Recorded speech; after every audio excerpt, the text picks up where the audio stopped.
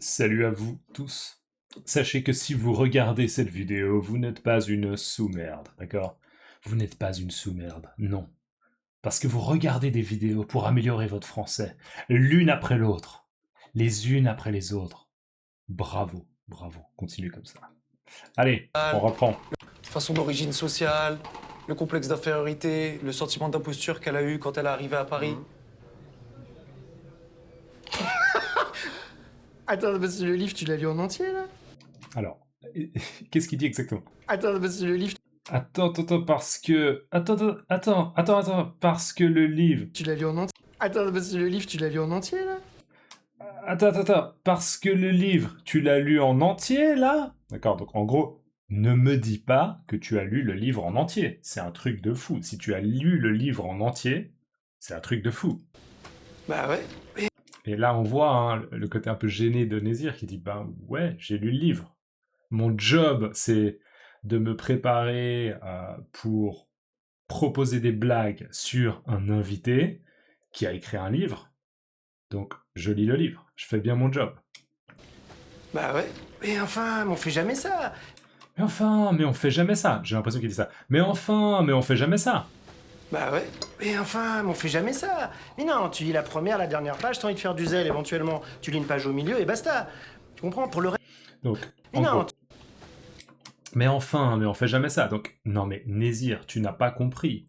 Tu n'es pas obligé de faire ça. Dans le milieu, hein, dans le milieu, ça veut dire dans notre domaine, dans notre environnement, dans notre entreprise, on ne fait jamais ça. C'est pas une pratique courante, d'accord? Non.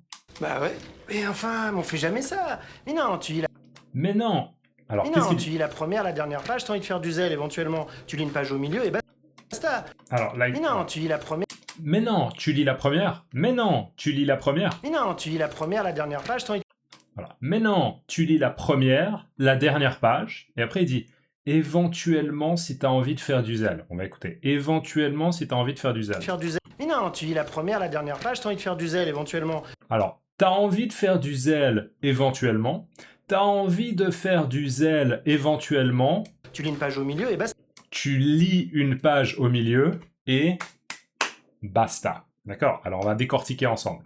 Mais non, tu lis la première, la dernière page, t'as envie de faire du zèle, éventuellement. Donc là, en gros, il est en train de lui dire que nous, ce qu'on fait, c'est qu'on lit la première page, la dernière page, ok, donc le début, la fin, et si tu as envie de faire du zèle. C'est quoi faire du zèle? Faire du zèle, c'est faire les choses trop bien, être vraiment très précautionneux, d'accord? Être précautionneux.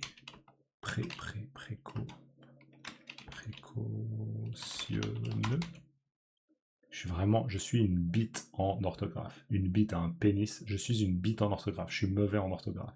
Faire du zèle, en faire plus que ce qui est demandé, souvent de manière excessive ou inutile, en appliquant les règles avec trop de rigueur. Et il y a un petit peu cette idée que c'est inutile. Il est en train de lui dire, mais t'avais pas besoin de faire ça, Nézir. D'accord?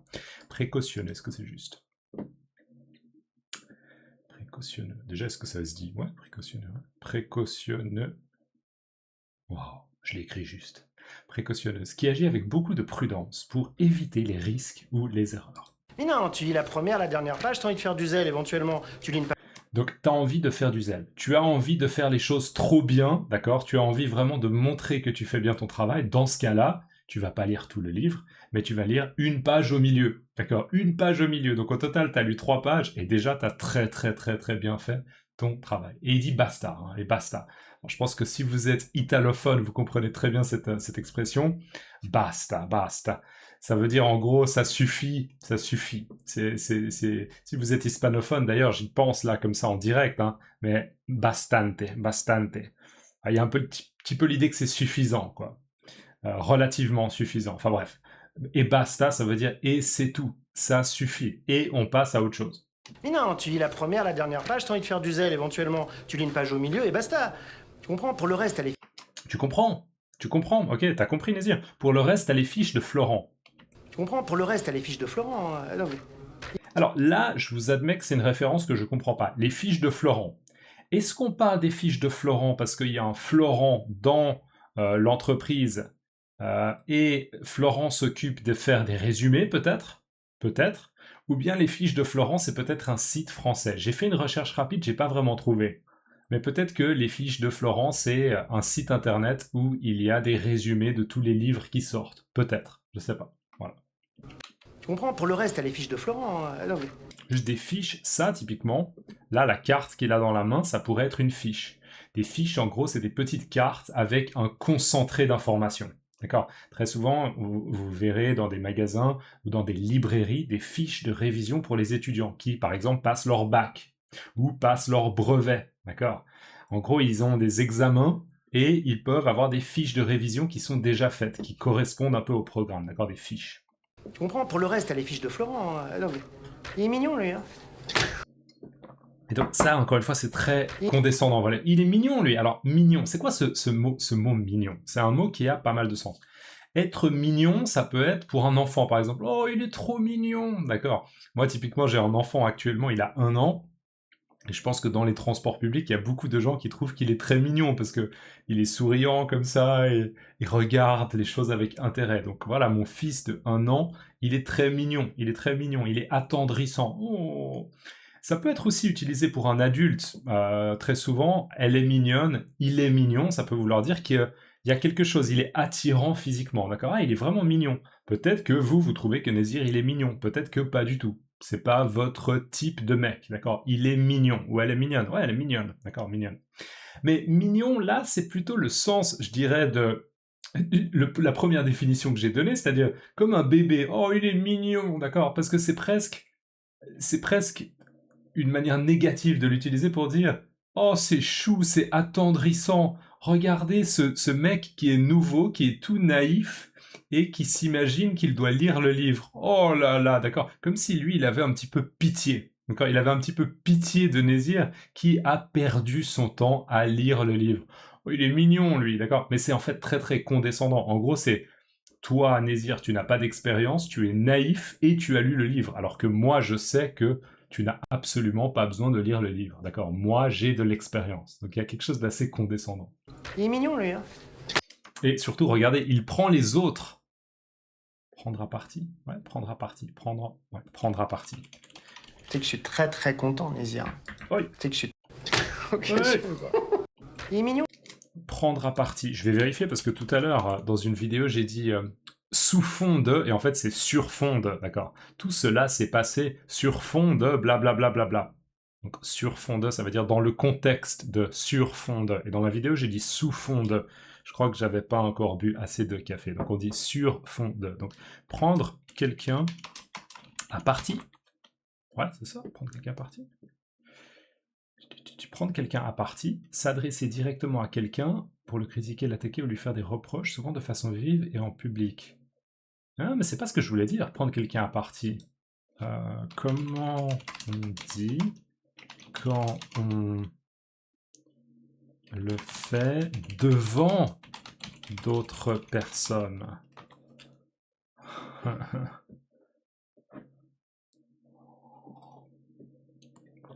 Prendre quelqu'un à partie, le plus courant, s'en prendre à quelqu'un en public. Bah, il s'en prend pas vraiment à Nézir en public, mais moi je dirais que l'expression là que je voulais utiliser à la base, elle est juste. Il prend quelqu'un à partie. Ah oui, il prend Nézir à partie. Bon alors, on va dire indirectement, il critique Nézir et on voit qu'il jette un petit peu un coup d'œil aux autres, les autres personnes qui ont préparé des blagues, pour dire un peu, regardez comme il est mignon, regardez comme il est naïf, d'accord? Donc il y a un côté presque encore plus condescendant, comme ça, un petit peu... ouais, c'est pas vraiment cool de se moquer de Nézir, mais aussi de montrer que Nézir est ridicule aux autres, d'accord? Les autres ont compris, mais il y a un truc un petit peu humiliant. Bref, voilà, ce mec, il est un peu imbu de lui-même, on se souvient. Il est mignon, lui. Hein. Ok, je sais pas.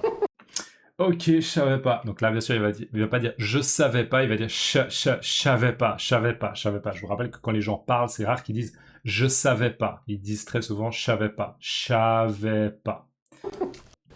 Ok, je sais pas.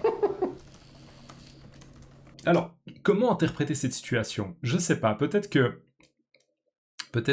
Nézir, il a proposé quelques blagues. Suite à la scène d'avant, il a proposé quelques blagues. Et comme Nézir, il a lu le livre, il a probablement pu faire des blagues un petit peu plus fines, d'accord? En fait, il a mieux travaillé, il a fait un peu un excès de zèle, révision, il a fait un excès de zèle, il a trop bien travaillé, et il a probablement proposé des blagues. Et je pense que lui, il a dû dire, ah, c'est bien, continue, vas-y, continue, c'est bien, continue. Et peut-être même, à un moment, il a dit aux autres, vous savez quoi, vous, prenez une pause, allez boire un café, d'accord? Allez boire un café, laissez-nous tranquilles. Et du coup, ils se retrouvent les deux dans le bureau. Et je pense que Nézir, il est simplement en train de, peut-être à partir des mots-clés, qu'il avait écrits, il a proposé des blagues. Lui, il a dû dire, ah ça c'est bien, c'est génial. Et du coup, il est en train de rédiger des notes pour lui. On voit qu'il est en train de vaper, d'accord, vaper. Ça se dit vaper? Ouais, ça se dit vaper. Je sais pas, j'ai presque personne autour de moi qui fume une cigarette électronique. Mais ouais, vaper, je crois que ça se dit très clairement, vaper ou fumer une cigarette électronique. Et là, il est en train de tirer sur sa cigarette électronique. Tu sais que je suis très très content, Nézir. Tu sais que je suis très très content, Nézir. Hein. Tu sais que je suis très très content, Nézir. En gros, il est en train de lui dire, je suis extrêmement content de ce que tu fais. Tu travailles très bien. Les blagues que tu proposes, elles sont excellentes. Et vraiment, c'est génial de pouvoir travailler avec toi. Donc, c'est bien. Merci. Merci, Nézir qui est content. Il se racle la gorge. Hein. Si jamais se racler la gorge, c'est ça. En fait, t'es un sniper. Ah bon? Ah ouais. Ah ouais. En fait, t'es un sniper, toi. Ah bon? Ah bon? D'accord, il dit même pas ah bon, il dit ah bon? Ah bon? Genre, je suis un sniper, ouais. Ce que tu veux dire quoi? Moi, tel que je l'interprète, c'est que Nézir, c'est un mec un peu discret comme ça, mais à un moment, il sort une blague, et sa blague, elle est excellente. Et je suis assez d'accord, je trouve que c'est une bonne... un bon résumé de la personnalité du personnage de Nézir dans cette série, je suis assez d'accord. Un mec un peu discret comme ça, mais en fait, très très doué, d'accord? Donc tout à coup,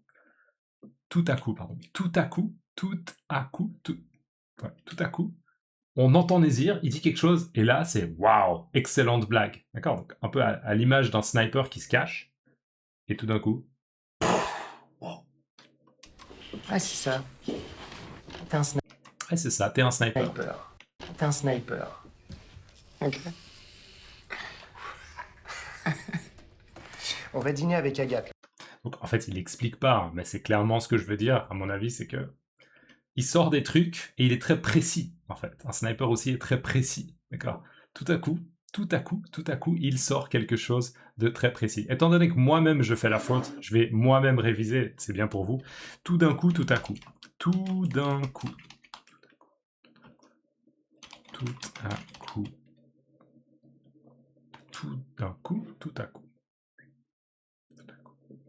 Même moi j'ai le doute. Oh. Tout à coup, soudain, de manière brusque et inattendue. C'est l'expression la plus courante. Tout à coup. Tout d'un coup signifie aussi soudain, mais peut également vouloir dire en une seule fois. Tout d'un coup, il s'est mis à pleuvoir. Tout à coup, uniquement soudain. Est-ce qu'on peut dire tout à coup, il s'est mis à pleuvoir? Tout à coup, il s'est mis à pleuvoir? Non, ça se dit pas. Je crois que ça se dit pas. En fait, c'est pas très clair, hein. Oui, c'est tout à fait correct. Tout à coup, il s'est mis à pleuvoir. Ici, tout à coup signifie soudain ou brusquement. Tout d'un coup, il s'est mis à pleuvoir. Donc en fait, il y a des moments où on pourrait dire les deux. Donc c'est pour ça que c'est pas très clair pour moi. Tout d'un coup. En fait, littéralement, dans tout d'un coup, il y a l'idée qu'on a tout fait en un coup. Alors que dans tout à coup, il n'y a pas vraiment ce sens-là, on a tout fait d'un coup. Mais dans les deux sens, dans les deux expressions, il y a un petit peu l'idée que c'était soudain, que c'est arrivé comme ça. Donc en fait, ces deux expressions sont sont très très similaires en fait. C'est pour ça que je pense que des fois j'hésite, je me dis, j'ai dit tout d'un coup, j'aurais dû dire tout à coup, et en fait probablement je pouvais dire les deux. Voilà, bref. On va dîner avec Agathe, là. Tu viens avec nous? On va dîner avec Agathe, là. Tu viens avec nous? Donc Agathe, je crois que c'est vraiment son assistante, mais qui est hiérarchiquement assez haute dans l'équipe. Et ils vont dîner. Hein. Dîner, c'est manger le repas du soir. Non, c'est pas le repas du soir. Si, dîner. En France, c'est petit déjeuner, déjeuner, dîner. C'est ça? Dîner, France. J'ai un doute parce que... Dîner, France. Parce qu'en Suisse, c'est différent. Nous, c'est assez facilement le dîner en France, c'est le repas du soir, généralement pris entre 19 et 21. C'est drôle, moi je dis... Qu'est-ce que je dis? Moi, je dis aller manger le repas de midi. Le dîner, moi je dis le dîner aussi pour le repas du soir, c'est pour ça peut-être que j'ai le doute, parce que du coup j'ai grandi en Suisse. Bref, je parle trop. Allez, on va dîner, on va aller manger un repas ce soir avec Agathe. Est-ce que tu veux venir? Et je pense que... On va dîner avec Agathe, là. Tu viens avec nous?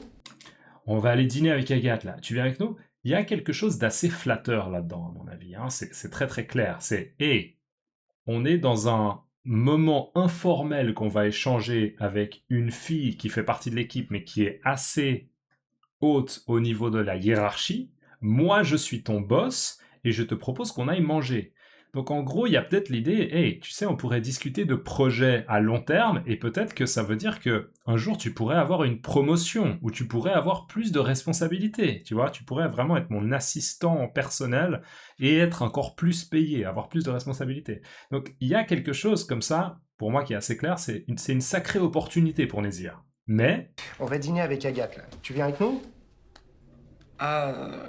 Attends, c'est con parce que j'aurais bien aimé, mais j'organise un plateau de stand-up là dans mon quartier ce soir. Donc une autre fois peut-être? Ok. Mais merci en tout cas.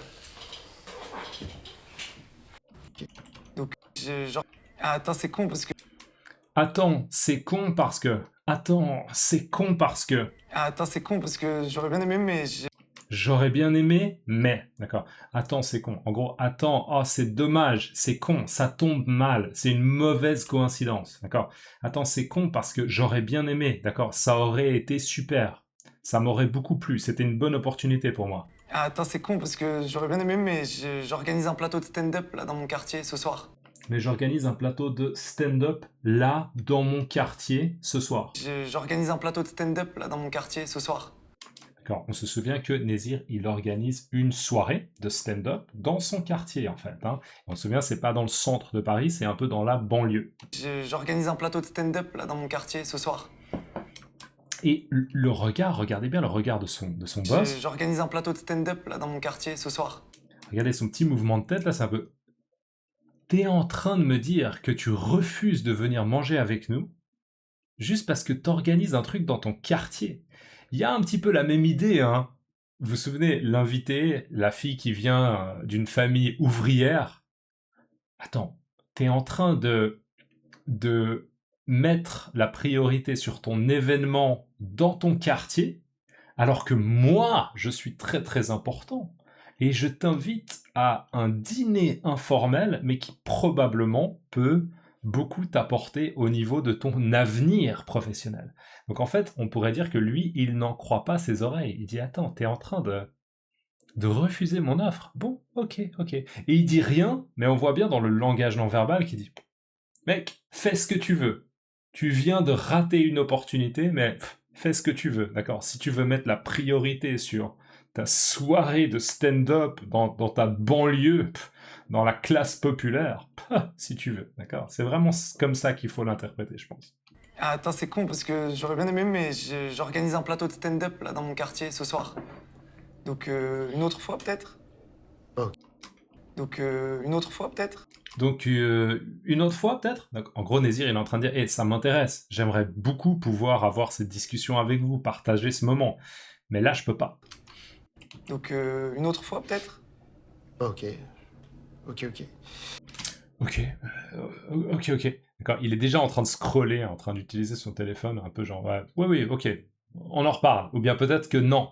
Peut-être que je le prends mal et je te proposerai ça plus jamais. D'accord? Il y a un petit peu cette subtilité. Mais merci en tout cas. Mais merci en tout cas, j'apprécie. Hein. Nézir, il est très authentique et il dit merci, j'apprécie. C'est pas que j'ai pas envie, c'est juste que j'ai pas la possibilité. Mais merci en tout cas. Et on voit ce sourire. Pas de souci. Je pense que clairement, il a pas l'habitude d'essuyer un refus. D'accord? Ça, c'est une bonne expression pour ce contexte. Essuyer un refus.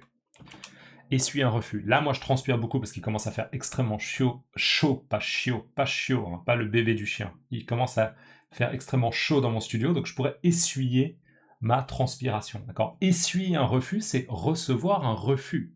Voir sa demande rejetée. Donc en gros, c'est hey, tu veux venir dîner? Non, je peux pas. C'est comme si c'était un refus. Il n'a pas l'habitude, lui. Il n'a pas l'habitude d'essuyer un refus. Mais merci en tout cas. Et c'est comme ça que le petit canard est devenu un beau cygne. Comme maman. Comme maman. Eh bah dis donc, tu brilles. Ils seront pas en peignoir au moins, Nakash et Toledano pour leur avant-première. Et la soirée stand-up alors? Je vais pas passer à côté d'un rôle au cinéma. Alors, Mais merci. Et c'est comme ça que le petit canard est devenu un beau cygne. et c'est comme ça que le petit canard est devenu un beau cygne. C'est comme ça que le petit canard est devenu un beau cygne. Donc là, on comprend, hein, transition, on a Aïssatou qui est avec sa fille, elles sont visiblement en train de lire un livre, et j'imagine que c'est l'histoire d'un canard, d'accord? Un canard qui est devenu un beau cygne. Un cygne, c'est aussi un animal, c'est aussi un oiseau, mais c'est beaucoup plus grand qu'un canard, et généralement, c'est blanc. La plupart des cygnes sont blancs. D'accord? Si jamais en anglais, c'est swan. Voilà, donc visiblement, il y a un canard qui est devenu un beau cygne. C'est la fin de l'histoire, j'imagine. Et c'est comme ça que le petit canard est devenu un beau cygne. Comme maman. Et là, il y a Vlad, hein, le copain d'Aïssatou, le père de la fille d'Aïssatou, peut-être le mari d'Aïssatou, s'ils sont mariés, qui dit comme maman. Là, il compare Aïssatou à un cygne, parce qu'un cygne, généralement, est blanc, et on voit qu'elle porte un chemisier blanc. Comme maman. Eh bah dis donc, La petite fille qui répète ce que son père a dit. tu brilles. Eh ben, dis donc. Eh bah dis donc, tu brilles. Eh ben, dis donc, tu brilles, d'accord? Donc, en gros, moi, je le comprends comme Comme ça, ma- c'est waouh, t'es habillé vraiment de manière très, très chic, très, très élégante. T'as mis des accessoires, ces boucles d'oreilles, et ce chemisier, voilà, il te va bien, d'accord? Tu es bien habillé. Comme maman.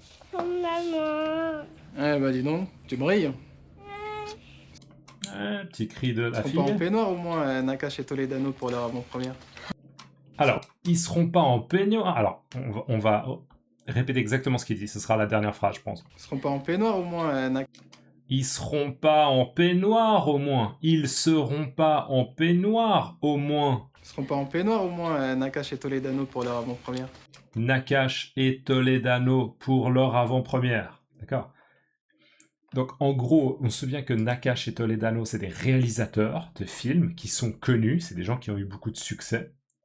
Et en gros, il est en train de dire, eux, les deux là, Nakash et Toledano, ils seront pas en peignoir. Et là, vous avez besoin de savoir ce que c'est qu'un peignoir, je vais vous mettre une image. Peignoir, image. Un peignoir, c'est ce qu'on utilise quand on sort de la douche.